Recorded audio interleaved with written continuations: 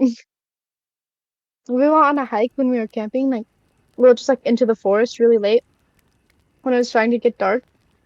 And so we had already like, drank a little bit at this point. And we reached like the top of this like hill thing. And she's like, "Oh my God, there's a snake."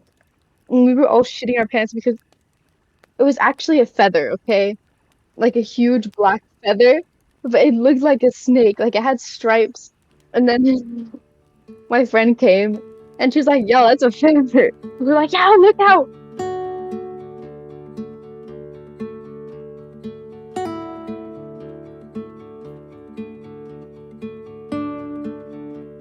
I was scared there was gonna be a snake too. I was like,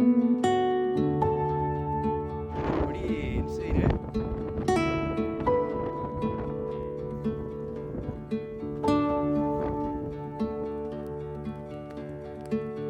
but I had water shoes.